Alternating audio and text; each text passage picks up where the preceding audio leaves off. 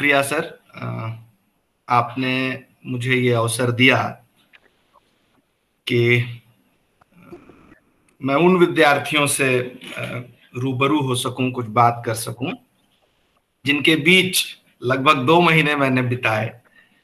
और निश्चित रूप से मुझे इस बात का अफसोस भी है कि मैं वहां रुक नहीं सका, लेकिन ठीक है। आप सब मुझे ये वर्चुअल माध्यम उपलब्ध कराते रहते हैं। दीनानाथ जी भी हैं, उन्होंने भी ये अवसर मुझे दिया था।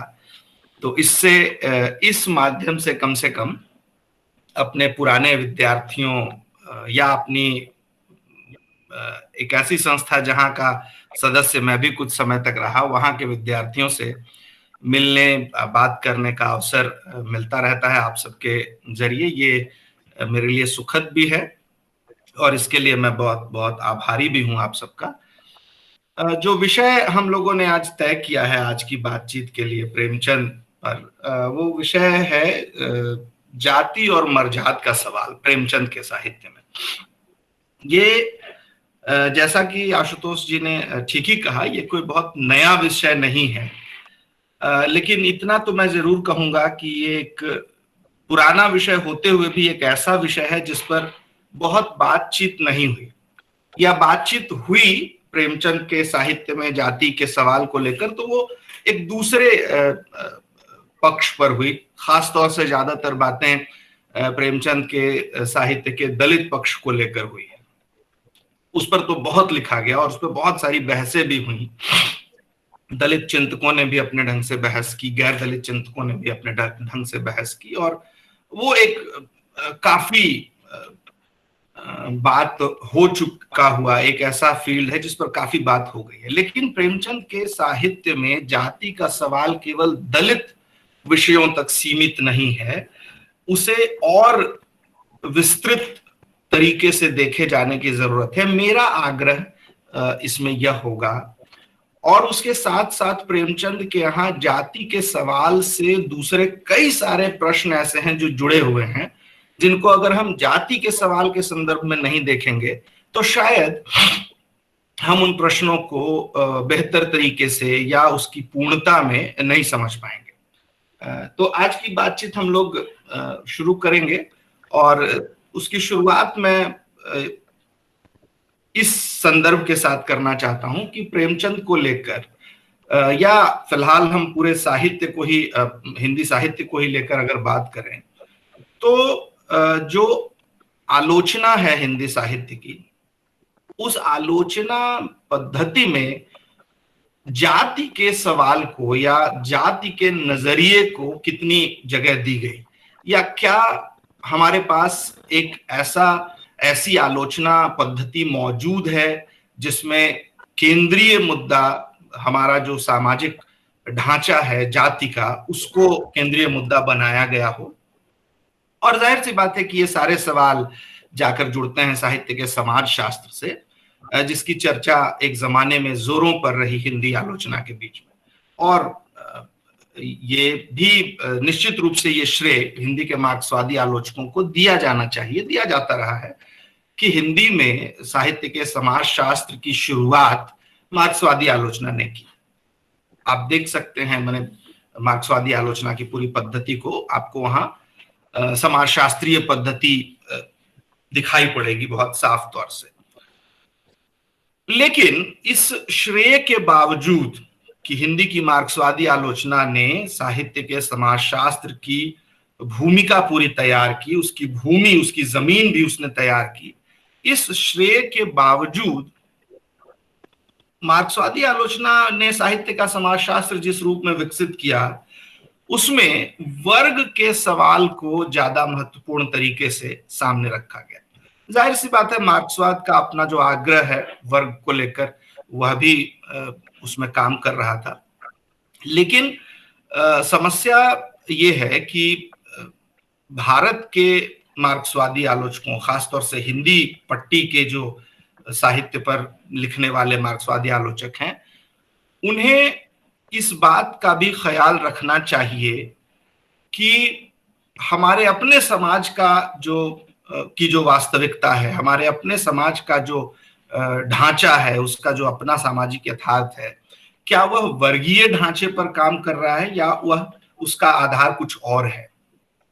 दिक्कत हिंदी की मार्क्सवादी आलोचना या हिंदी की पूरी आलोचना या साहित्य के समाजशास्त्र के साथ यही रही कि उसने साहित्य की सामाजिकता की पड़ताल तो की, लेकिन वहां नजरिया वर्ग केंद्रित रहा, वह जाति केंद्रित नहीं बन सका। जबकि रचनाकारों के यहां स्थिति दूसरी है। अभी हम बात आलोचकों की कर रहे थे, अगर हम रचनाकारों के यहां देखें तो वहां रचनाकारों के यहां आपको यह समस्या दिखाई नहीं पड़ेगी, और वो बिल्कुल शुरू से लेकर अब तक के रचनाकारों की बात मैं कर रहा हूं।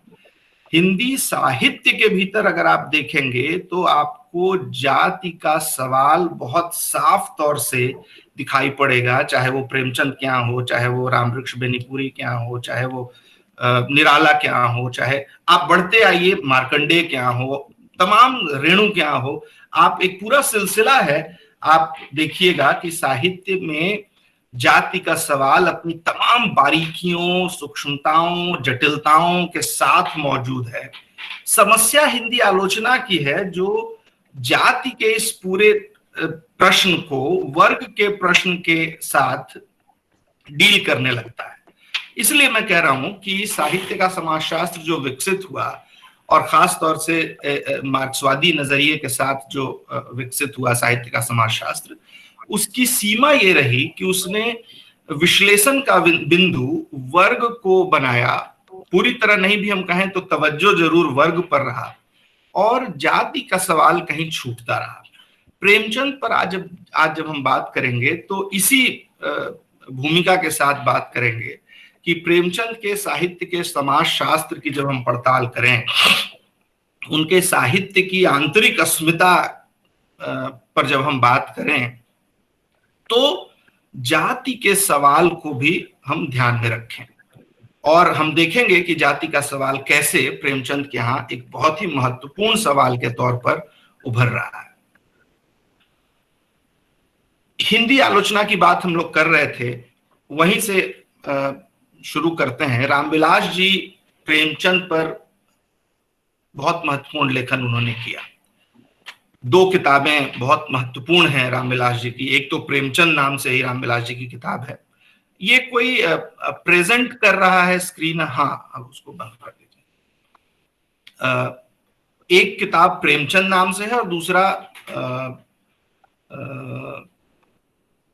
प्रेमचंद, उस किताब का युग, प्रेमचंद का युग, प्रेमचंद और उनका युग, इस नाम की दूसरी किताब। अपनी पहली किताब में रामविलास जी प्रेमचंद के बारे में एक बात कहते हैं, जिसमें वो कहते हैं कि प्रेमचंद के साहित्य में यह जो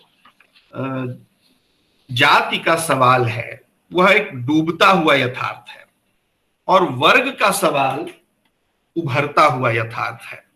प्रेमचंद के यहाँ कहीं भी जाति आधारित संघर्ष दिखाई नहीं पड़ता, बल्कि वर्ग संघर्ष दिखाई पड़ता है। जमींदारों महाजनों से संघर्ष दिखाई पड़ता है, सामंती ताकतों से संघर्ष दिखाई पड़ता है, साम्राज्यवाद से संघर्ष दिखाई पड़ता है। ये बात प्रेमचंद किताब में रामविलास जी लिख रहे हैं। अब इसमें आधी बात सच है। आधी बात सच है ये मैं इसलिए कह रहा हूं कि प्रेमचंद के यहाँ निश्चित तौर पर पूंजीवाद और साम्राज्यवाद से संघर्ष कई जगहों पर दिखाई पड़ता है। जमींदारी प्रथा से संघर्ष दिखाई पड़ता है। महाजनी सभ्यता पर आप सब जानते हैं, एक पूरा निबंध ही प्रेमचंद ने लिखा। वो सारी बातें ठीक हैं, लेकिन मैं इस बात से, रामविलास जी की इस बात से सहमत नहीं हो पाता हूं कि प्रेमचंद के यहाँ वर्ग संघर्ष तो दिखाई पड़ता है लेकिन जाति आधारित संघर्ष दिखाई नहीं पड़ता।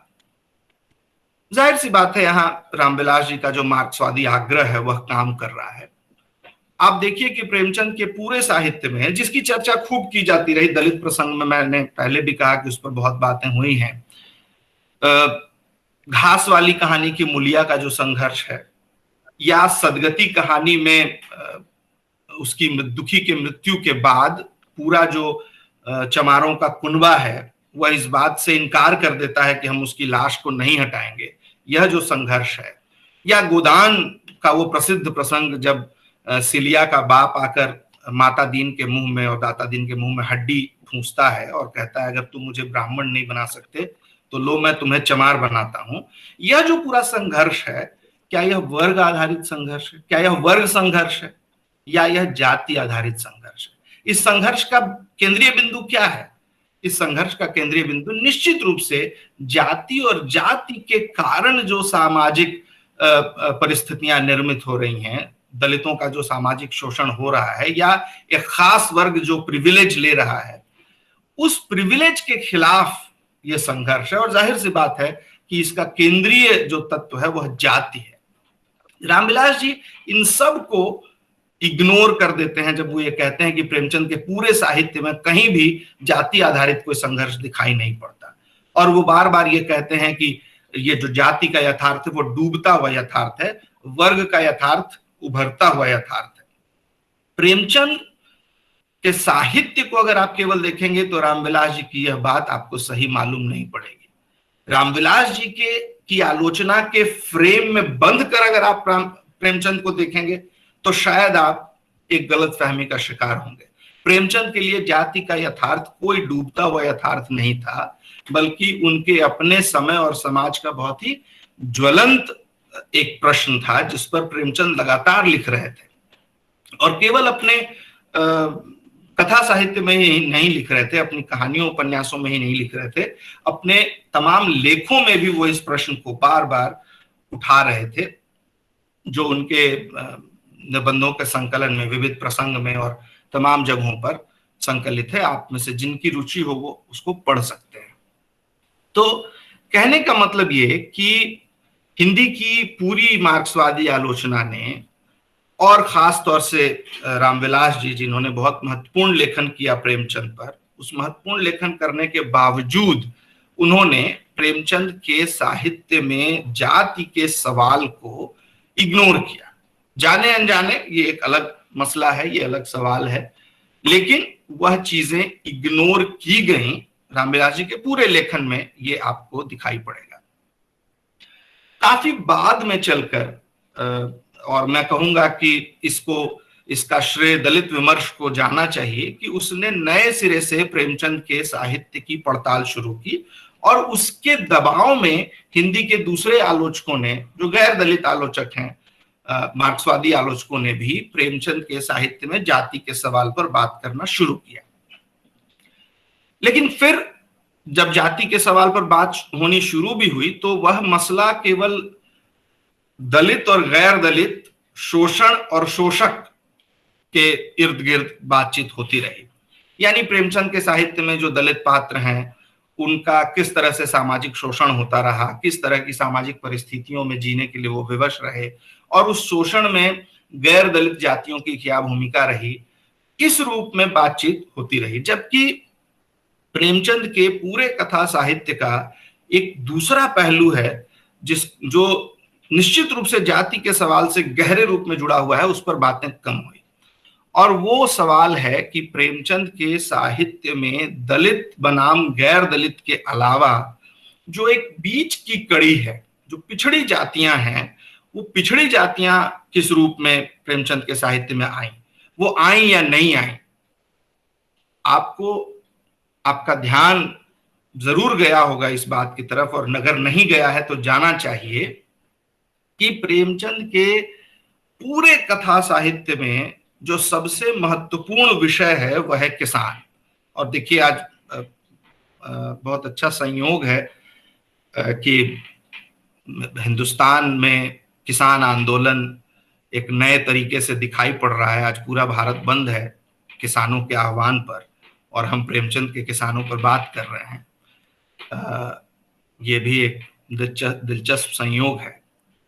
तो प्रेमचंद के पूरे साहित्य में किसान सबसे केंद्रीय चरित्र के रूप में दिखाई पड़ता है। ये बात कई बार कही जाती रही कि किसान जीवन की महागाथा के रचनाकार हैं प्रेमचंद।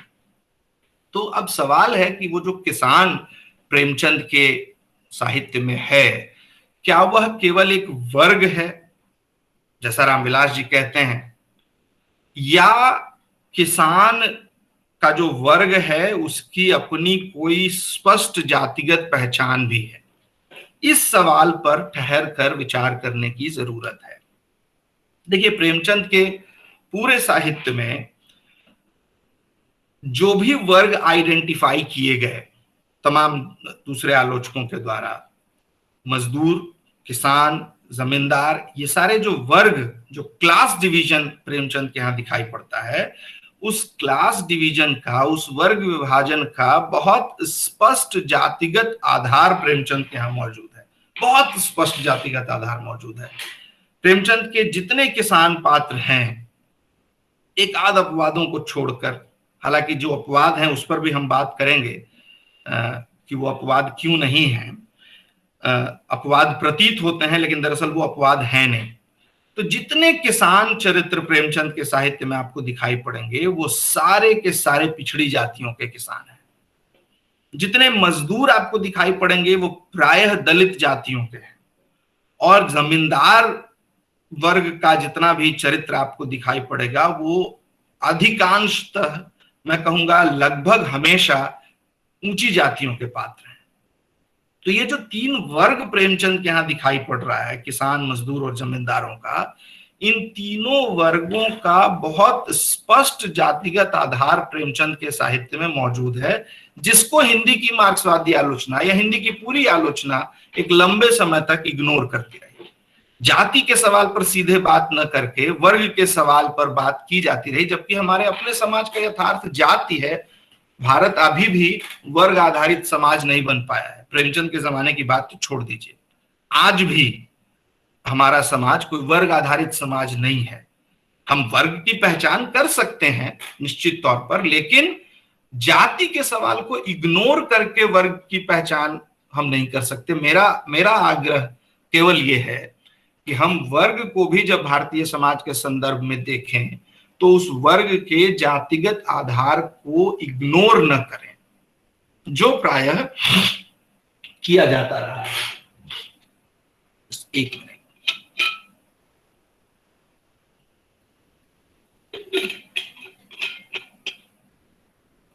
अब देखिए, जब मैं ये बात कह रहा हूं कि प्रेमचंद के सभी किसान चरित्र पिछड़ी जाति के हैं, जितने दलित पात्र हैं प्रेमचंद के यहाँ वो प्रायः मजदूरी करते हुए दिखाई पड़ते हैं।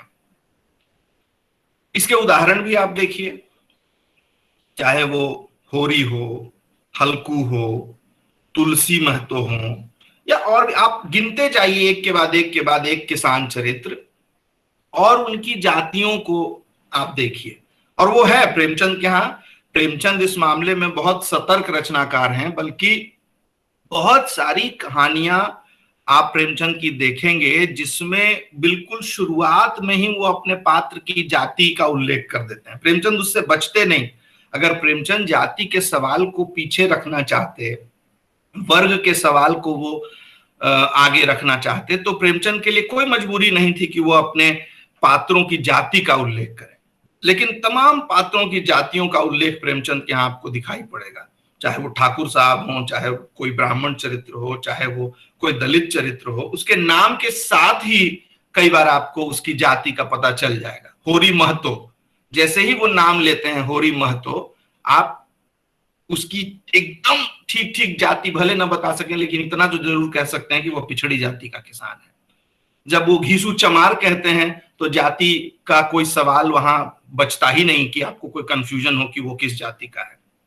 पंडित माता दीन कहते हैं तो कोई कंफ्यूजन ही नहीं है। तमाम पात्र जो जमींदार पात्र हैं उनके नाम के साथ वो ठाकुर लगाना जरूरी समझते हैं। तो ये क्यों है प्रेमचंद के यहाँ?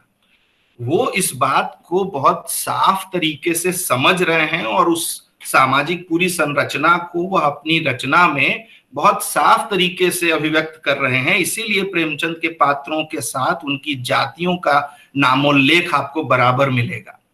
तो तमाम जो किसान चरित्र हैं, देखिए प्रेमचंद के यहाँ जो किसान है उसकी कुछ बुनियादी विशेषताएं हैं। पहली विशेषता यह है कि वह पिछड़ी जाति का है। एकदम प्राथमिक विशेषता है कि प्रेमचंद का किसान, जिसको प्रेमचंद सचमुच किसान कहते हैं, वह पिछड़ी जाति का है। और वो कोई बहुत बड़ी जोत का किसान नहीं है, उसके पास हजारों बीघे जमीन नहीं है, वो बहुत छोटी जोत का किसान है जिसके पास अधिकतम 10 से 20 बीघा जमीन है। होरी के पास 5 बीघा जमीन है। प्रेमाश्रम का जो मनोहर है और उसका बेटा बलराज, उसके पास संभवतः 20 बीघा जमीन है, तो वो अधिकतम सीमा है उसकी। और 5 से लेके 20 बीघे के बीच की खेती वाला किसान प्रेमचंद के यहाँ किसान है, और वो पिछड़ी जाति का है। और तीसरी बात कि वह स्वयं अपने खेत में काम करता है पूरे परिवार के साथ। चाहे आप प्रेमाश्रम के मनोहर को देखिए, चाहे आप गोदान के होरी को देखिए, चाहे हल्कू को देखिए, आप देख लीजिए प्रेमचंद के तमाम ऐसे किसान पात्रों को, वह अपनी खेत में खुद काम करता है अपने पूरे परिवार के साथ। होरी जब खेत में काम करने जाता है तो धनिया भी मौजूद होती है, गोबर भी मौजूद होता है, उसकी सबसे छोटी बेटी रूपा और उसकी एक और बेटी सोना, वह सब खेत में काम करती है साथ में।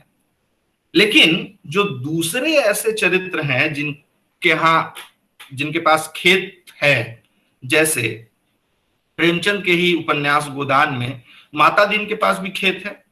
उसका जिक्र भी प्रेमचंद करते हैं कि माता दीन के खेत में खेती हो रही है, माता दीन किनारे बैठा है खटिए पर पेड़ की छांव में। अब ये फर्क देखिए, खेत माता दीन के पास भी है और होरी से बहुत ज्यादा है ना, लेकिन माता दीन अपने खेत में खुद काम नहीं करता, धन्ना चमार उसके खेत में काम कर रहा है। ठीक है, तो ये जो धन्ना चमार है, अब देखिए यहां से तीसरा जो वर्ग है प्रेमचंद के यहाँ, माने मजदूर वर्ग, वह मजदूर वर्ग आपको दिखाई पड़ेगा दलित जातियों से उसका संबंध आपको जुड़ता हुआ दिखाई पड़ेगा। मनोहर के खेत में, यानी प्रेमाश्रम का जो मनोहर है और बलराज है, उसके खेत में रंगी चमार काम करता है, रंगी हलवाहा, जो मनोहर के साथ बलराज के साथ बैठकर खाना खाता है और जिसके प्रति बड़ी सहानुभूति है बलराज के मन में, और कहता है कि उसकी थाली में भी उसको दूध क्यों नहीं मिला, है ना, वो मुझसे ज्यादा मेहनत करता है तो उसको ज्यादा खाना मिलना चाहिए। है वो एक अलग प्रसंग है जिस पर हम लोग आगे बात करेंगे। मैं केवल इस बात की तरफ आप सबका ध्यान दिलाना चाह रहा हूं कि प्रेमचंद के यहाँ केवल खेत होना किसान होने की पहचान नहीं है कि आपके पास खेत है तो आप किसान हैं। उस खेत में जब आप स्वयं काम कर रहे हों और खेती आपके लिए व्यवसाय नहीं, ये भी चौथी विशेषता है प्रेमचंद के किसान की, कि खेती किसान के लिए केवल एक व्यवसाय या जीविका का साधन नहीं है, बल्कि वह उसके लिए मर्जाद का सवाल है, जो हम लोग के आज की बातचीत के विषय का एक हिस्सा भी है, हम लोग उस पर बात करेंगे। तो ये चौथी विशेषता प्रेमचंद के किसान की है कि उसके लिए खेती केवल एक व्यवसाय नहीं है बल्कि मर्जाद का सवाल है। अब माता दीन के पास खेत तो है, लेकिन वो खेत में खुद काम नहीं करता, और वो कहता है कि असल चीज तो जजमानी है। खेती से क्या होता है, हमारी असली चीज तो जजमानी है, यानी माता दीन की जो असली पहचान है वह जजमानी है, वह किसानी नहीं है। ठीक है, अब आप आइए एक ऐसे पात्र को देखिए जो दलित है लेकिन उसके पास खेत है। सूरदास, रंगभूमि का प्रसिद्ध कैरेक्टर सूरदास के पास खेत है, जमीन है। उसी जमीन को खरीदने बेचने के लिए पूरा ताना बाना उपन्यास का बुना गया है। उपन्यास में पूरा जो संघर्ष है वो उसी जमीन के लिए है जिसको बचाने के लिए अंततः सूरदास मर जाता है। लेकिन आप देखिए, गौर करिए कि पूरे रंगभूमि उपन्यास में क्या कहीं भी सूरदास आपको खेती करता हुआ दिखाई पड़ता है? वह खेती नहीं करता। उसके पास जमीन है, कहीं से किसी तरह पुश्तैनी कुछ जमीन जो चारागाह के रूप में छोड़ा हुआ है गांव में। गांव के पशु मवेशी उसमें चरते हैं। उस जमीन को जो वो बचाना चाहता है, वो इसलिए नहीं बचाना चाहता है कि उसके लिए वह खेती महत्वपूर्ण है या उसके लिए वह मर्जाद का सवाल है, ऐसी बात नहीं। वो उसकी एक सामान्य मनुष्यता है जो सचमुच बहुत ऊंचे दर्जे की मनुष्यता है कि वह अपनी उस जमीन को छोड़ना नहीं चाहता, क्योंकि उस जमीन पर गांव भर के लोगों के मवेशी चरते हैं। और एक तरह का सत्याग्रह है वो कि मैं उस जमीन को नहीं छोड़ूंगा, एक जिद है। और जिस जिद के लिए वो अंततः मर जाता है, लेकिन वो जमीन छोड़ता नहीं, अपने जीते जी तो नहीं छोड़ता। लेकिन वह किसान नहीं है, ठीक है। आप तमाम ऐसे उदाहरणों को खोज खोज के प्रेमचंद के साहित्य से निकाल सकते हैं, देख सकते हैं, जहां आपको ऐसे चरित्र दिखाई पड़ेंगे जो गैर पिछड़ी जाति का चरित्र है, वो दलित हो सकता है, वो ऊंची जाति का चरित्र हो सकता है, और उसके पास खेत हो सकता है, लेकिन आप गौर करिएगा कि वह किसान के रूप में प्रेमचंद के यहाँ चित्रित नहीं हुआ है। कर्मभूमि में कर्मभूमि में जब वो उसका जो चरित्र है वो जाता है दलितों की बस्ती में, तो सलोनी बुढ़िया उसको मिलती है वहां, अमरकांत को सलोनी बुढ़िया मिलती है, गूदर चौधरी मिलते हैं, उन सब के पास भी खेत है और वो उसको ऑफर करते हैं कि तुम यहीं रह जाओ, हम लोगों की थोड़ी सी खेत ले लेना, उसमें तुम खेती करना।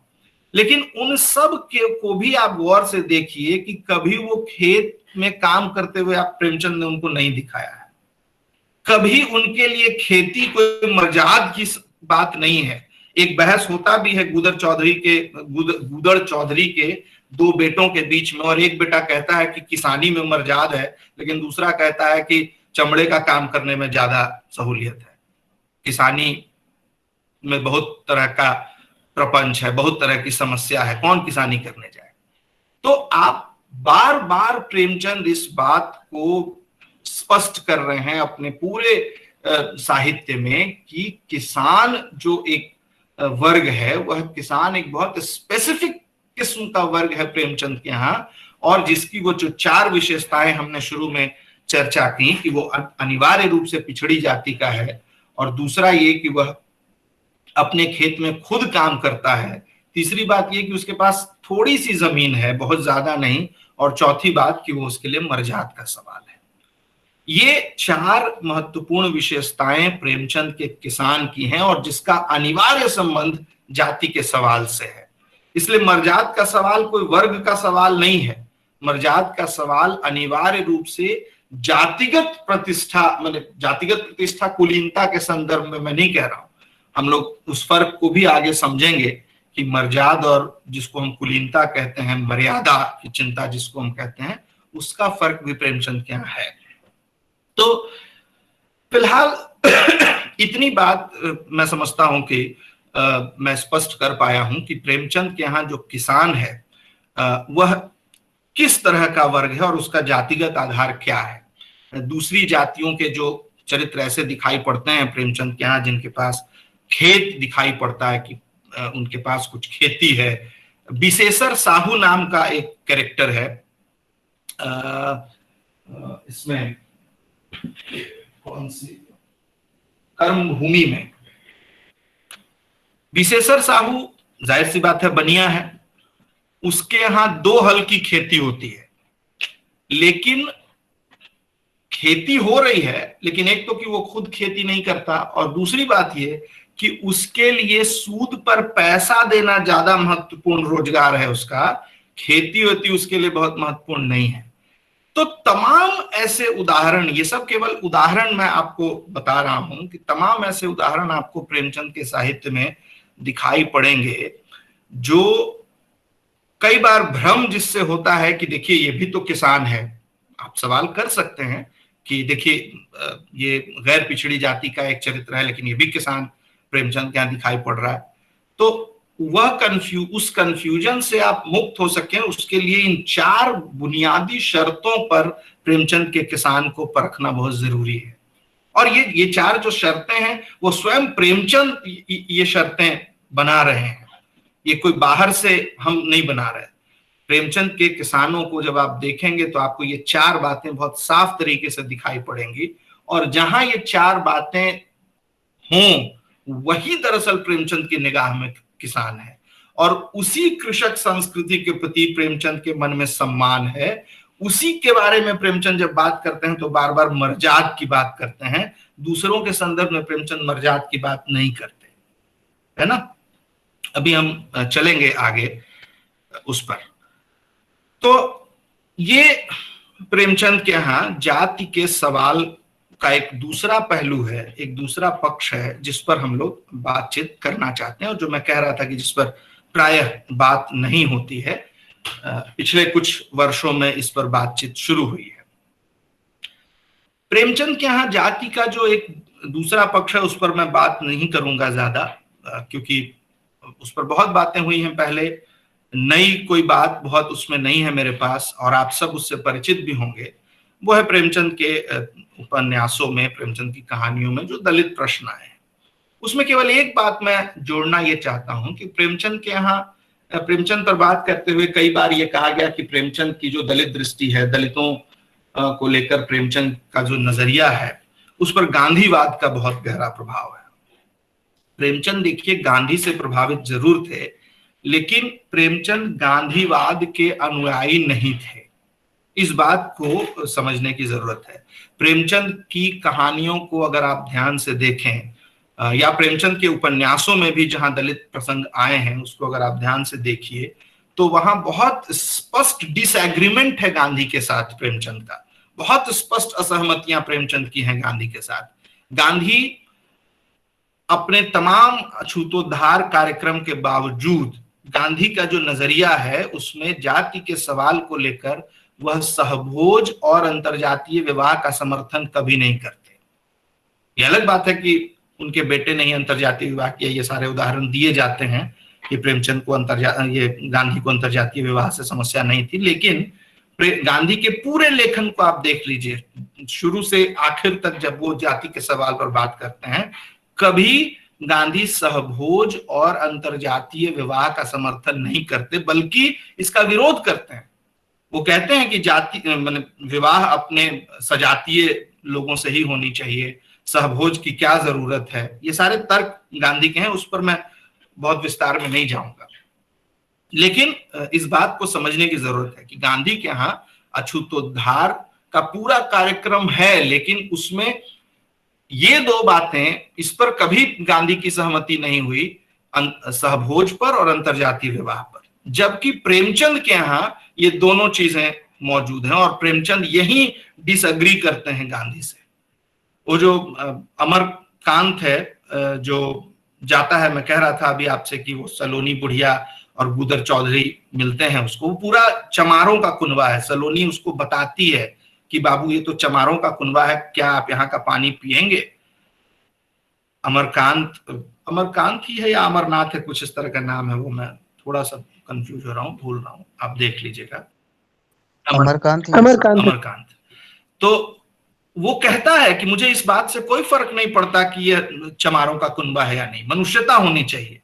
अगर वह मनुष्य है तो चमार है तब भी कोई समस्या नहीं है, और अगर वो मनुष्य नहीं है तो ब्राह्मण भी है, तो मेरे लिए वो त्याज्य है। तो सहभोज को लेकर यह जो स्टैंड है प्रेमचंद का, वह गांधी के स्टैंड से बिल्कुल अलग है। मंत्र कहानी आप याद करिए, मंत्र कहानी में एक दलित बूढ़ा है, और उस कहानी में एक ब्राह्मण चरित्र है जो धर्म प्रचार के लिए, सनातन धर्म प्रचार के लिए गांव-गांव में जाता है, और वो दलितों को यह विश्वास दिलाने की कोशिश करता है कि वो धर्मांतरण न करें, सनातन धर्म में भी उनके लिए बहुत सम्मानजनक जगह है। दरअसल वो पूरी कहानी, उस कहानी में धर्मांतरण के सवाल को भी प्रेमचंद ने उठाया है कि दलित समाज हिंदू धर्म को छोड़कर ईसाई बन रहा है। उस जमाने में ये एक बहुत बड़ा मुद्दा भी था, नवजागरण के दौर में दलितों के धर्मांतरण को रोकने का मुद्दा। और उस दौर के लेखन को आप देखेंगे तो वहां खूब ये सारी चीजें दिखाई पड़ेंगी। प्रेमचंद के यहाँ भी हैं। प्रेमचंद दलितों के ईसाई बन जाने के समर्थक नहीं थे, लेकिन केवल इतने पर प्रेमचंद नहीं रुकते हैं कि दलितों को ईसाई कन्वर्ट नहीं होना चाहिए, यह तो प्रेमचंद दिखाते हैं, लेकिन दलितों के कन्वर्जन के पीछे के तर्क को भी प्रेमचंद रेखांकित करते हैं। और उसमें मंत्र कहानी का एक बूढ़ा है, जो पंडित जी जो भाषण दे रहे हैं दलितों को धर्मांतरण से रोकने के लिए, तो वो लंबी लंबी बातें उसमें कह रहे हैं कि दलित समाज से हम कोई अस्पृश्यता का व्यवहार नहीं करेंगे, ये हमारे अपने भाई बंधु हैं, सारी तमाम तरह की बातें। मंत्र कहानी का बूढ़ा जो है वह कुछ ऐसे बुनियादी सवाल उठाता है जो दरअसल गांधीवादी जो नजरिया है जाति को लेकर, उस पर वह सवाल है जो दरअसल प्रेमचंद के सवाल है। वो कहता है कि आप हमें ये कह रहे हैं कि तुम मांस मदिरा छोड़ दो, साफ सफाई से रहो, रोज नहाओ, साफ सुथरे रहो, तो जो है हिंदू समाज तुम्हें अपना लेगा या तुम्हारे साथ अस्पृश्यता का व्यवहार नहीं होगा। क्या हम शराब पीना छोड़ देंगे तो आप हमारे घर का खाना खा लेंगे? वो कहता है हाँ जरूर, क्यों नहीं खा लेंगे। ये जाहिर सी बात है, प्रेमचंद दिखा रहे हैं कि यह एक झूठा जवाब है उस ब्राह्मण चरित्र के माध्यम से। फिर भी वो कहता है उस दबाव में कि हाँ खा लेंगे। वो कहता है कि क्या आप मेरी बेटी से अपने बेटे का ब्याह करेंगे अगर हम ऐसा करना छोड़ दें? वो पंडित फिर कहता है कि हाँ हम सोचेंगे इस पर। बूढ़ा जो दलित बूढ़ा कैरेक्टर है वह हिंदू समाज की इस पूरी जातिवादी संरचना को बहुत समझता है अच्छे से, क्योंकि अनुभव किया है उसने उस चीज को। वो कहता है कि ऐसा बिल्कुल नहीं होगा। न जाने कितने ऐसे हमारे समाज के लोग हैं जो दारू नहीं पीते, जो शराब नहीं पीते, जो मांस नहीं खाते, लेकिन उनके साथ आपका संबंध नहीं है। और न जाने मैं कितने ऐसे ब्राह्मणों को जानता हूं जो रोज शराब पीते हैं, मांस खाते हैं, लेकिन उनके साथ आप रोटी और बेटी का व्यवहार बंद तो नहीं करते। तो ये जो गांधीवादी नुस्खा है दलितों को, जो अक्सर गांधी कहा करते थे, और पूरा गांधीवादी अछूतोद्धार का जो पूरा एजेंडा है वो यही है कि दलित जो है वो साफ सफाई से रहें, मांस न खाएं, शराब न पिएं। तो इन शर्तों के आधार पर जब आप उस समाज को यह कह रहे हैं कि आपके साथ जो अस्पृश्यता का व्यवहार होता था वो समाप्त हो जाएगा, प्रेमचंद इस खोखले दलील की का पोल खोलते हैं एक तरह से। तो यह सीधे सीधे गांधीवादी जो आदर्श है अछूतोद्धार का, उससे प्रेमचंद की बहुत स्पष्ट असहमति दिखाई पड़ती है। प्रेमाश्रम में भी आपको अमरकांत के संदर्भ में दिखाई पड़ेगी और मंत्र कहानी में भी दिखाई पड़ेगी। ऐसे और तमाम उदाहरण प्रेमचंद के यहाँ भरे हुए हैं उनकी कहानियों में, उपन्यासों में, जहां गांधीवाद से उनका डिसएग्रीमेंट, उनकी असहमति बहुत साफ साफ दिखाई पड़ती है। तो इस पर बस इतनी ही बात मैं करूंगा दलित प्रसंग पर, कि वहां गांधीवाद का प्रभाव नहीं है प्रेमचंद पर। गांधीवाद के प्रभाव में होने के बावजूद गांधीवाद के प्रति एक आलोचनात्मक दृष्टिकोण प्रेमचंद के पास है, और वह निश्चित रूप से जहां जरूरत पड़ती है गांधी से अलग स्टैंड लेने में प्रेमचंद बिल्कुल नहीं हिचकते। इसीलिए मैं कह रहा हूं कि गांधी से वो प्रभावित हैं लेकिन गांधीवाद के अनुयायी नहीं है। इस बात को समझने की भी जरूरत है। अब आइए हम लोग थोड़ी सी बात अब मर्जाद पर करते हैं। प्रेमचंद के यहां मर्जाद का जो सवाल है वह अनिवार्य रूप से पिछड़ी जाति के किसानों के संदर्भ में उठता है। आप जरूर, मैं चाहूंगा कि आप में से भी जिनकी थोड़ी रुचि हो वो भी इस पर थोड़ा रिसर्च करें, खोजें, और उससे हम सब की ये जो धारणा है प्रेमचंद के मर्जाद के सवाल को लेकर वो और पुष्ट होगी, दुरुस्त होगी। मैंने जितना ढूंढा है मुझे तो यही दिखाई पड़ा कि प्रेमचंद मर्जाद शब्द के प्रयोग को लेकर बहुत सतर्क है, बहुत सतर्क है। प्रेमचंद कभी भी मर्यादा और मर्जाद शब्द को एक करके इस्तेमाल नहीं करते। ऐसे देखने में लगता है कि ये मर्यादा का ही एक तद्भव रूप है मर्जाद, और दोनों का अर्थ एक ही हो सकता है या होना चाहिए, लेकिन प्रेमचंद के यहाँ ये दोनों बिल्कुल दो मूल्य के तौर पर इस्तेमाल हो रहे हैं। जहां मर्जाद शब्द इस्तेमाल कर रहे हैं प्रेमचंद, वहां बहुत सायास तरीके से वो मर्यादा शब्द का इस्तेमाल नहीं कर रहे हैं, और जहां मर्यादा शब्द का इस्तेमाल कर रहे हैं वहां वो ठीक ठीक मर्जाद के अर्थ में इस्तेमाल नहीं हो रहा है, मर्यादा शब्द का अर्थ वो दूसरे तरीके से वहां दिखा रहे हैं। तो एक तो ये मामला पहला है कि मर्जाद और मर्यादा समानार्थी रूप में प्रेमचंद के यहां प्रयुक्त नहीं हो रहे। दूसरा ये कि इन दोनों शब्दों के प्रयोग का एक आधार है प्रेमचंद के पास, और उस आधार का एक संबंध जातिगत आधार से भी है। किस पात्र के साथ प्रेमचंद मर्यादा शब्द का प्रयोग करते हैं, किस पात्र के साथ प्रेमचंद मर्जाद शब्द का प्रयोग करते हैं, इसका संबंध उस पात्र की जातिगत सामाजिक स्थिति से भी है। जातिगत कह लीजिए और वर्गगत भी कह लीजिए, वो किसान है, और चूंकि प्रेमचंद के यहाँ अनिवार्य रूप से वर्ग का एक जातिगत आधार है, इसलिए हम कह सकते हैं कि उस शब्द के प्रयोग का भी अपना एक जातिगत आधार है प्रेमचंद के यहाँ, बहुत साफ साफ जातिगत आधार है। तो मैं ये कह रहा था कि प्रेमचंद के यहाँ मर्जाद का जो सवाल है वो किसानों का सवाल है। शुरू में भी मैंने कहा कि किसान प्रेमचंद के यहाँ वही है जिसके लिए किसानी मर्जाद का सवाल है, उसके लिए वो व्यवसाय नहीं है, वो केवल जीविकोपार्जन का माध्यम नहीं है, वो मर्जाद का सवाल है जो तमाम मुश्किलों को झेल कर भी जिसको वो बचाना चाहता है किसान। होरी की एक बहुत छोटी सी आकांक्षा थी कि दरवाजे पर एक गाय बंधी हो। उस छोटी सी आकांक्षा को पूरा करने के लिए उसने क्या नहीं किया, कितनी मुश्किलें उसने नहीं झेली। कुछ लोग सवाल पूछना चाह रहे हैं, मुझे लगता है कि आखिर में अगर हम लोग सवाल ले लें, मैं कोशिश करूंगा कि 10 मिनट का समय बचा लूं, 9:45 के पहले, 9:35 तक हम लोग खत्म करते हैं, फिर 10 मिनट में कुछ सवाल हम लोग ले लेंगे। बीच में मुझे लगता है कि सवाल लेने से ब्रेक होगा मामला, और हो सकता है कि आपके सवाल का जवाब आगे जो बातचीत अभी हम लोग करेंगे उसमें मिल जाए। तो निश्चित रहिए, आखिर में 10 मिनट हम लोग बचा लेंगे। सर कुछ कह रहे हैं आप? नहीं, बिल्कुल सही कह रहे हैं।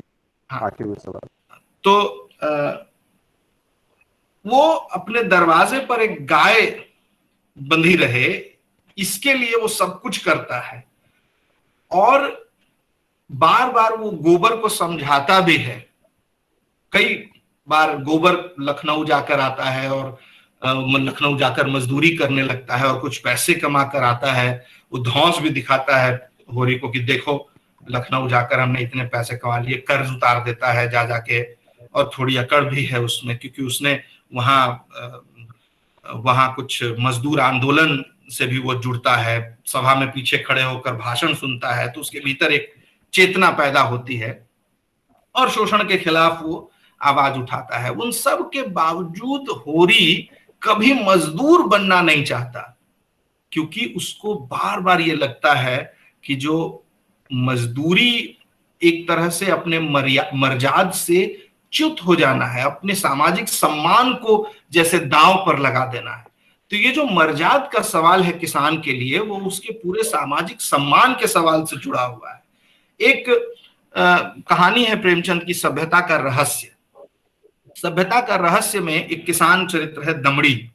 जाहिर सी बात है वो भी एक दलित जाति का चरित्र है, किसान। उसके संदर्भ में देखिए प्रेमचंद कैसे मर्जाद के सवाल को रखते हैं। दमड़ी कहता है उस कहानी में कि लेकिन मौरूसी किसान मजदूर कहलाने का अपमान न सह सकता था। इस बदनामी से बचने के लिए 2 बैल बांध रखे थे। बहुत मुश्किल में है दमड़ी, बहुत गरीबी की हालत में है, लेकिन दरवाजे पे 2 बैल बांध के रखा है उसने। उसके वेतन का बड़ा भाग बैलों के दाने चारे में ही उड़ जाता था। ये सारी तकलीफें मंजूर थीं, पर खेती छोड़कर मजदूर बन जाना मंजूर न था। किसान की जो प्रतिष्ठा है वह कहीं मजदूर की हो सकती है, चाहे वह रुपया रोज ही क्यों ना कमाए। ये जो चिंता है ये आपको गोदान में भी दिखाई पड़ेगा। होरी भी बार बार, वो प्रसंग मैंने निकाल के तो रखा था लेकिन फिलहाल मुझे दिख नहीं रहा है, तो वो स्टेटमेंट हूबहू मैं आपको कोट नहीं कर पा रहा हूं, लेकिन वह भी समझाता है गोबर को कि किसानी में जो मर्जाद है वो मजदूरी में नहीं है। मजदूरी करना तो जैसे अपने आत्मसम्मान को छोड़ देना है। इसीलिए तमाम तकलीफों के बावजूद किसान बने रहना, ये एक चुनौती प्रेमचंद के किसानों के सामने हमेशा दिखाई पड़ती है, और यह चुनौती वह अपने मर्जाद को बचाने के लिए रखता है अपने सामने। यहीं पर अब एक बात और रामविलास जी की एक और बात से असहमत होने का एक आधार बनता है। रामविलास जी जब प्रेमचंद के किसानों की समस्या पर बात करते हैं और खासतौर से गोदान की समस्या पर बात करते हैं, तो वो कहते हैं गोदान की समस्या दरअसल ऋण की समस्या है। मुझे ऐसा लगता है कि गोदान की समस्या या प्रेमचंद के तमाम किसानों की समस्या ऋण की समस्या नहीं, बल्कि मर्जाद को बचाने की समस्या है। आप देखिए कि होरी ऋण में क्यों फंसता है, क्यों ऋण उसके लिए एक समस्या बनती है। वो ऋण लेता दरअसल क्यों है? हर बार वो ऋण लेता है अपनी मर्जाद की रक्षा के लिए। गाय खरीदने के लिए लेता है, भाई को बचाने के लिए लेता है, उस भाई को बचाने के लिए जिसके बारे में उसको मालूम है कि उसकी गाय को जहर देकर उसी के भाई ने मारा है। लेकिन उस भाई को बचाने के लिए कि घर पर पुलिस ना आ जाए, घर पर पुलिस ना आ जाए, ये किस बात की चिंता है? ये दरअसल अपने पारिवारिक, अपने मर्जाद को बचाने की चिंता है कि लोग क्या कहेंगे। मर्जाद में हमेशा देखिए ये सवाल जुड़ा हुआ है कि लोग क्या कहेंगे मेरे बारे में। तो सामाजिक अपना जो एक इमेज है, उस इमेज को बचाने की चिंता हमेशा किसान के भीतर, प्रेमचंद के किसान के भीतर दिखाई पड़ती है, और उसी के लिए वो बार बार ऋण लेता है। तो ऋण लेना दरअसल असली समस्या नहीं है, ऋण असली समस्या नहीं है, बल्कि उसकी जड़ में है किसान की वह चिंता जो मर्जाद को बचाने की चिंता है। इसीलिए रामविलास जी की बात को थोड़ा और पीछे अगर हम लेके जाएं, अगर ऋण लेने के कारण की तफ्तीश करें हम, तो हम पाएंगे कि प्रेमचंद का किसान हर बार ऋण लेता है अपनी मर्जाद को बचाने के लिए। और आप देखिए हल्कू के यहां भी देखिए, हल्कू जब शहना उसके घर पर आ जाता है अपना कर्ज मांगने, हल्कू के पास बहुत आसान रास्ता था। हल्कू की पत्नी कह भी रही है कि मना कर दो उसको, जो थोड़े से पैसे बचाकर हमने रखे हैं उससे कंबल लेना है, तुम पूस की रात में खेत पर कैसे जाओगे, मना कर दो उसको, पैसे नहीं देना है। ये मर्जाद की चिंता थी जो हल्कू के मन में बसी हुई थी कि सहना को अगर हम पैसे नहीं देते तो वो गाली गलौज करेगा, उठ पटांग बोलेगा, 10 लोग सुनेंगे, लोग क्या सोचेंगे मेरे बारे में। तो वो ये जानते हुए कि कंबल न होने की हालत में खेत पर वह किस हालत में रहेगा, उन सारी समस्याओं से वो अनजान नहीं है, वह उसको जानता है। बावजूद इसके वो चुनता है अपनी मर्जाद रक्षा के सवाल को, और वो सहना को पैसे लौटा देता है। ये प्रेमचंद का किसान है और ये मर्जाद का सवाल है।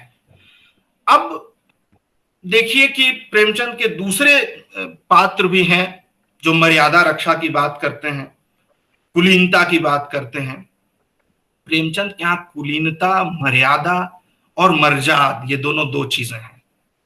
कुलीनता की रक्षा दरअसल ऊंची जातियों के भीतर का सवाल है। वहां भी चिंता है कि लोग क्या कहेंगे, मेरी नाक कट गई। तो ये जो नाक का सवाल है, ये कुलीनता का सवाल है। ये किसान के लिए नाक कोई बहुत बड़ी चीज नहीं है। इसको उदाहरण से समझिए, गोदान का ही उदाहरण लीजिए। मैं बार बार गोदान का उदाहरण इसलिए दे रहा हूं क्योंकि मैं ये समझता हूं कि गोदान एक ऐसा उपन्यास है प्रेमचंद का जो आप में से कई लोगों ने पढ़ा होगा, तो शायद आप उससे ज्यादा कोरिलेट कर पाएंगे। ऐसे उदाहरण दूसरे उपन्यासों में भी हैं, कहानियों में भी हैं, वहां से भी हम लोग कुछ रेफरेंस लेंगे। गोदान में सिलिया गर्भवती है, झुनिया गर्भवती है, और वो चली आती है होरी के घर।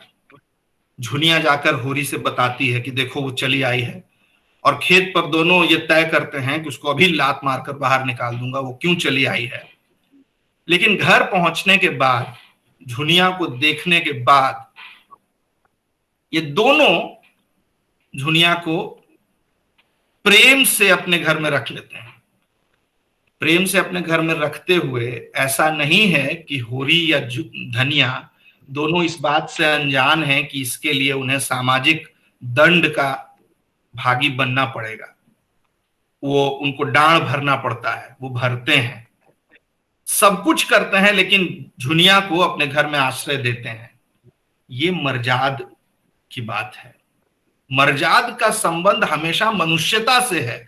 मर्जाद के लिए सबसे बड़ी बात अगर कुछ है तो मनुष्यता की रक्षा करना है, उससे ऊपर कुछ नहीं है।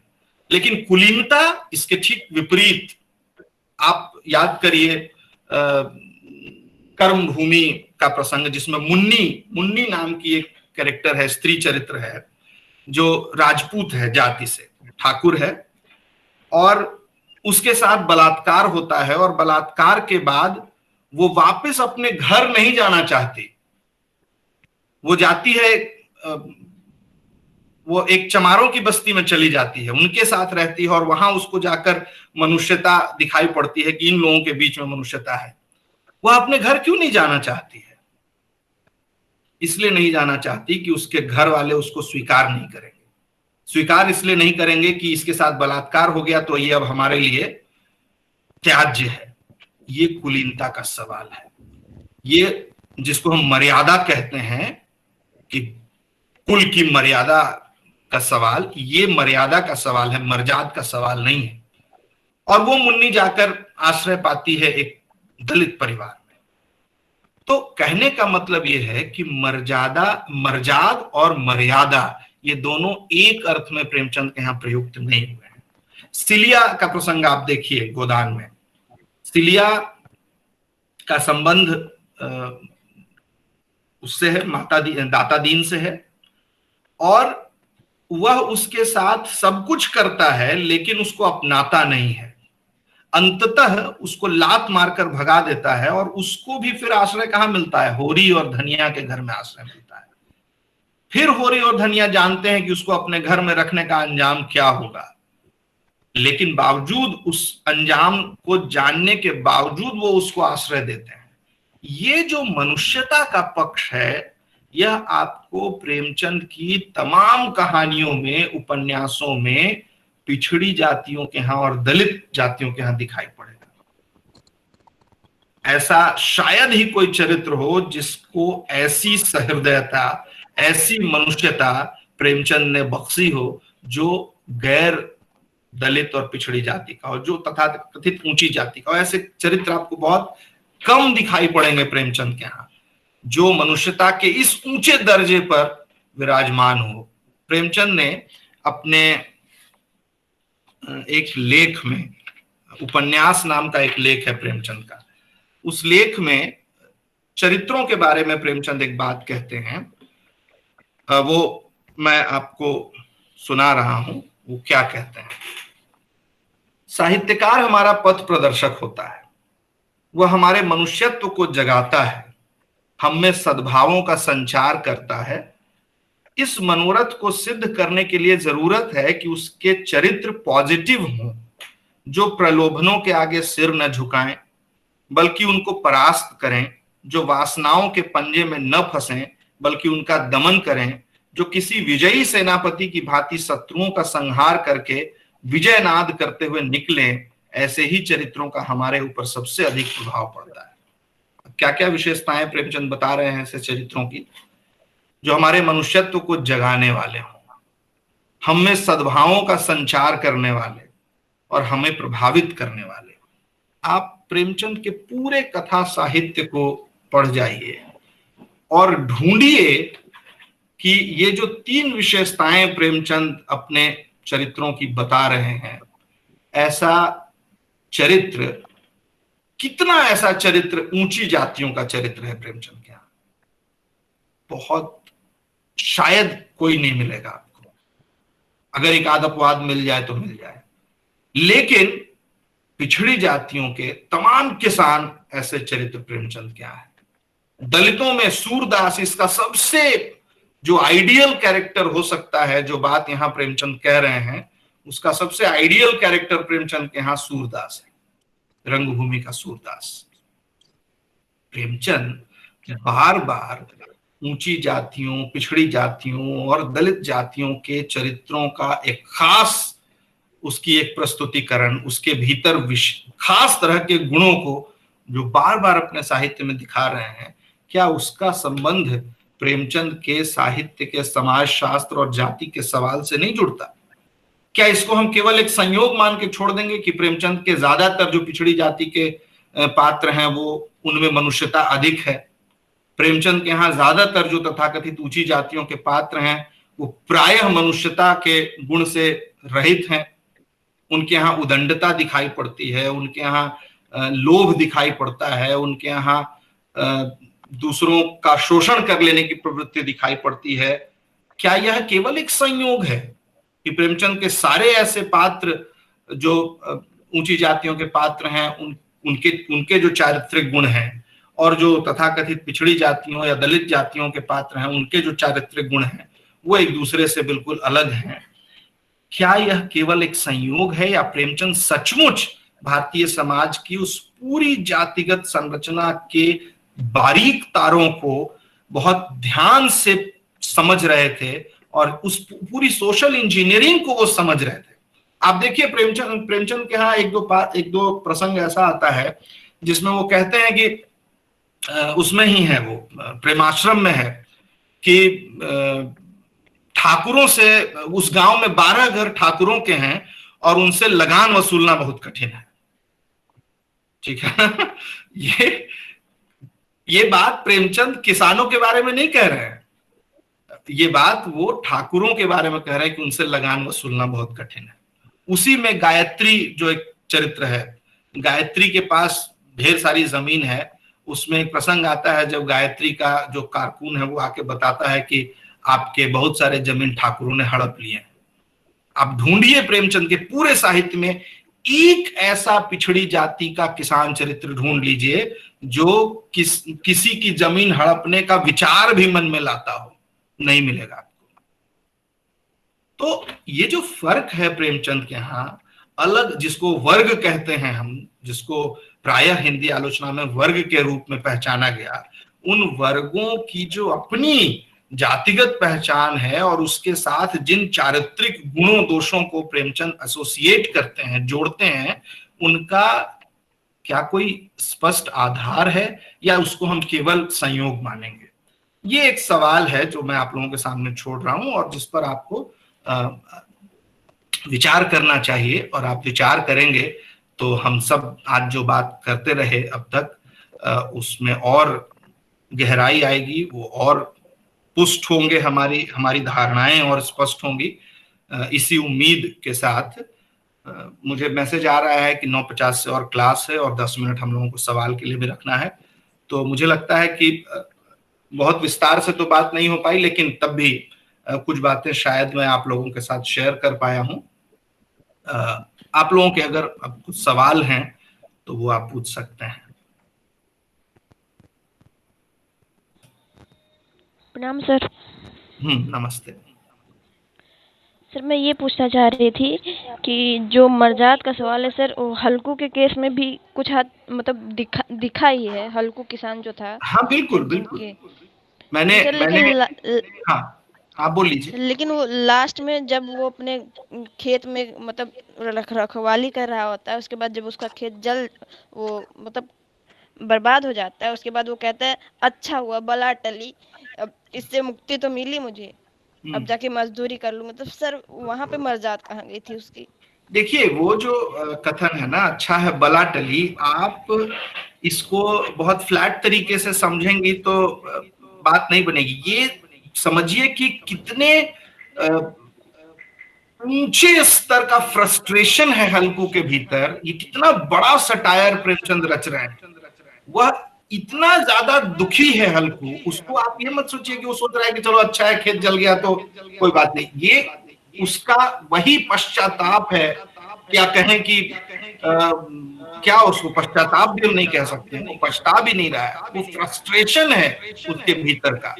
और ऐसा नहीं है कि जिस समय वो सहना को पैसे दे रहा था वो इस बात से अनजान था, तब भी वो समझ रहा है कि इसका नतीजा क्या होने वाला है। मैं यही तो कह रहा हूं कि अपने उस नतीजे को समझते हुए भी वह चुनता है सहना को पैसे लौटाना, जबकि वो जान रहा है कि इसके कारण हो सकता है कि हमारी पूरी खेती बर्बाद हो जाए, हम बर्बाद हो जाएंगे, बावजूद इसके वो अपनी मर्जाद की रक्षा करता है ना। आखिर में जो वो वक्तव्य है वो बहुत स्ट्रॉन्ग स्टेटमेंट है प्रेमचंद का, और वो फ्रस्ट्रेशन है उसका जो उस रूप में दिखाई पड़ रहा है। वो उससे कोई प्रसन्न नहीं है, वो खुश नहीं है, दर्द का हद से गुजरना है, दवा हो जाना वाली स्थिति है वहां पर, कि दर्द इतना ज्यादा है कि अब उस दर्द को वो माने आइडेंटिफाई नहीं करना चाहता, वो जानबूझकर अपने को उससे डिटैच कर रहा है ना। ये गहरे अटैचमेंट का संकेत है वहां। वो दिखा रहा है कि वो उससे डिटैच हो जा रहा है, लेकिन ये दरअसल उससे और ज्यादा आसक्त हो जाने की स्थिति है। इसलिए उस कहानी में आखिर में मर्जाद का मामला नहीं है, लेकिन आखिर में जो क्लाइमेक्स है वो दरअसल वो यही संकेत कर रहे हैं प्रेमचंद कि अपने इस क्लाइमेक्स को समझने के बावजूद वो सहना को पैसे लौटाता है। ये दरअसल मर्जाद रक्षा का सवाल है। समझ रही हैं? जी सर। और कोई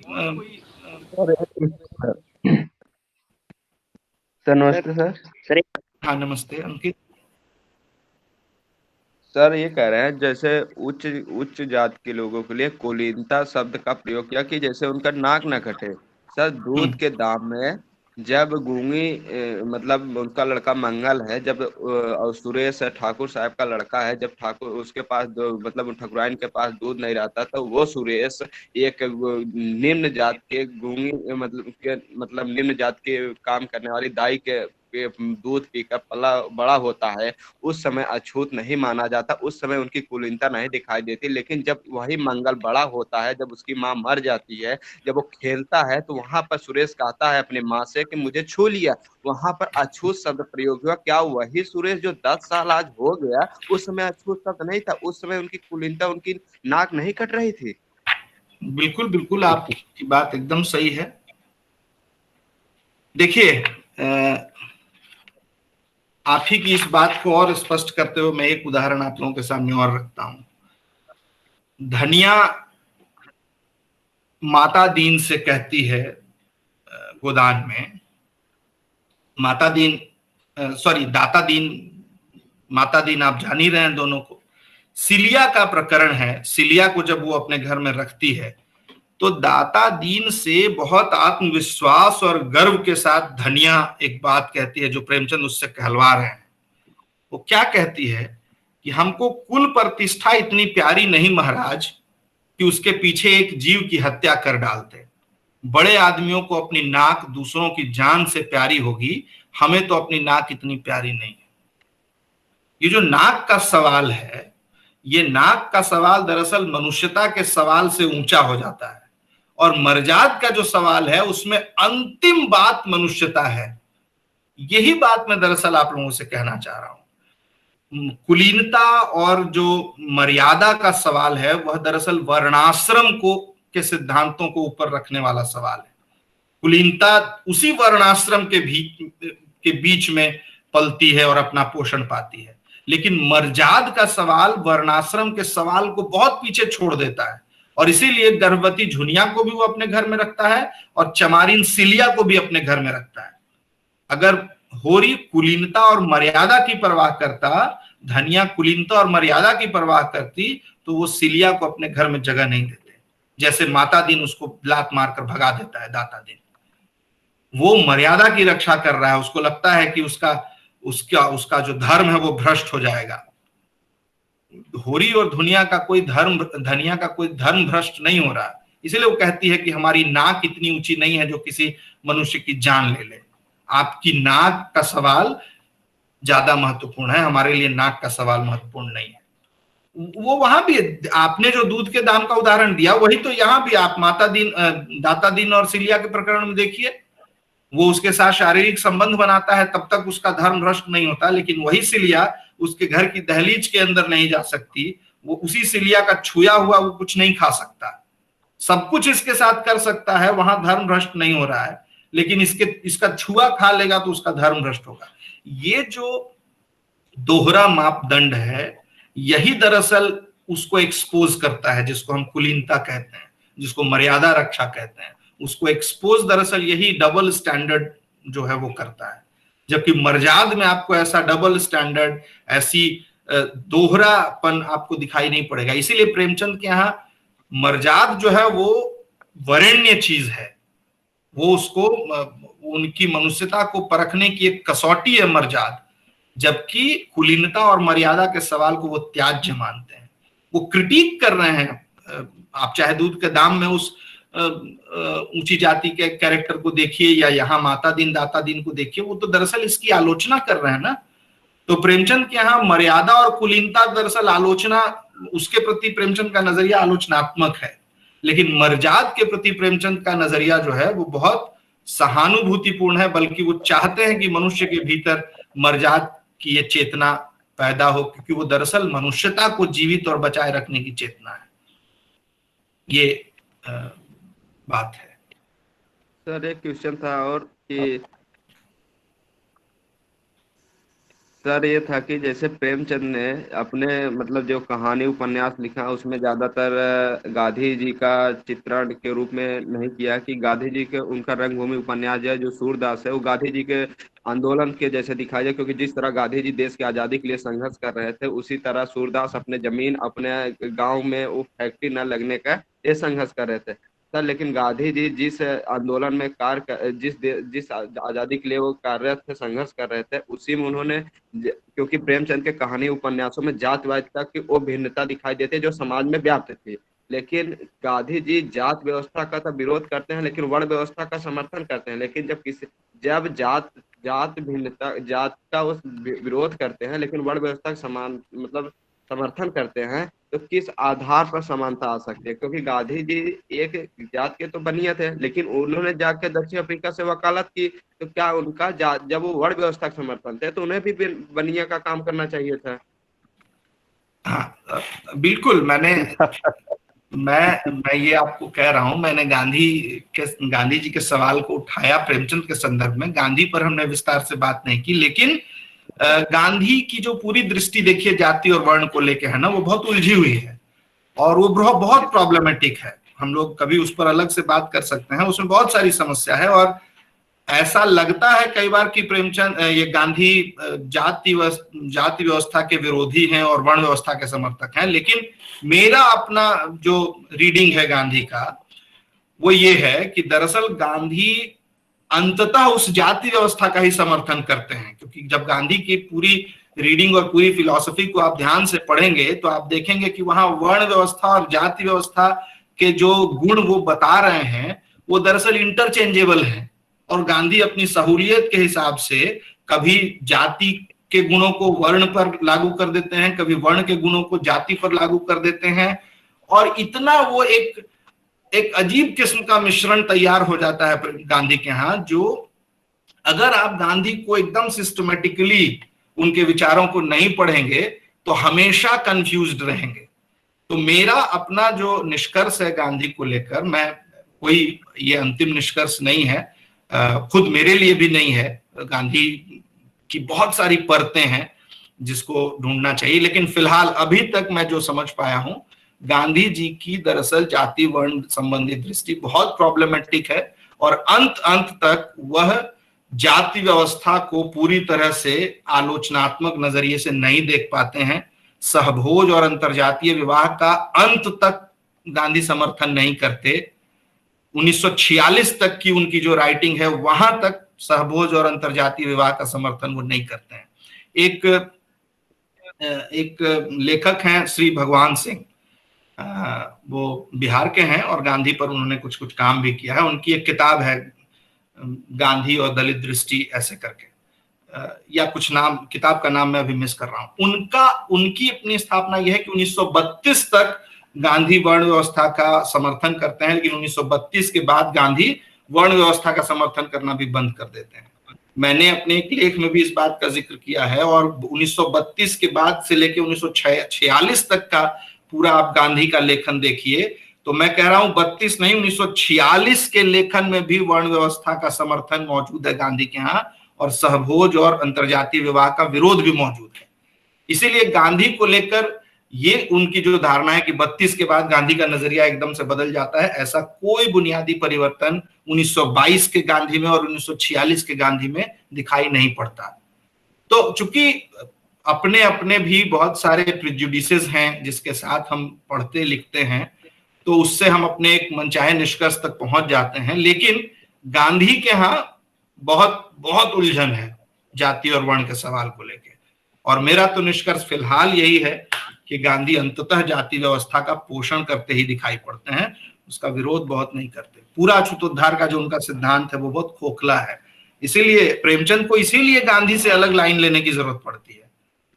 वो अपनी तमाम कहानियों में, जिसका उदाहरण मैंने आपके सामने रखा, वो गांधी के व्यक्तित्व से वो बहुत प्रभावित हैं, लेकिन गांधीवाद के तमाम सिद्धांतों के वो फॉलोअर नहीं है, इसीलिए वो गांधी से अलग लाइन लेते हैं, गांधी से बहुत स्पष्ट तरीके से असहमत होते हैं, और गांधी के अछूतोद्धार के सिद्धांत की पूरी पोल खोलते हैं।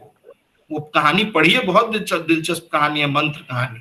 आप गांधीवाद के सिद्धांतों को ध्यान में रखिए, वो जो ब्राह्मण पंडित है जो प्रचार कर रहा है सनातन धर्म का, वो दरअसल गांधी के अछूतोद्धार के सिद्धांतों का ही प्रचार कर रहा है, और उसकी कैसे धज्जी उड़ाता है वो बूढ़ा। इतने बुनियादी तार्किक सवाल जैसे कबीर पूछते थे वैसे सवाल वो पूछता है, और उसके सामने वो लाजवाब हो जाता है, कोई जवाब नहीं दे पाता। ये दरअसल प्रेमचंद का जिरह है गांधी के साथ। इसलिए गांधी क्या बहुत उलझन है, क्योंकि गांधी इतना बड़ा व्यक्तित्व है कि उनकी बहुत सारी बातें बहुत अच्छी भी हैं, लेकिन जाति के सवाल को लेकर गांधी के विचार थोड़े से, मैं तो कहूंगा कि कहीं से प्रोग्रेसिव नहीं है, उससे बहुत आगे की बात अम्बेडकर कर रहे हैं उस जमाने में। खैर, मुझे लगता है कि ये विषय इतना बड़ा है कि इस पर बहुत बड़ा लगातार बात कर सकते हैं जी। फिलहाल मैं आमंत्रित करता हूं दीनानाथ जी को।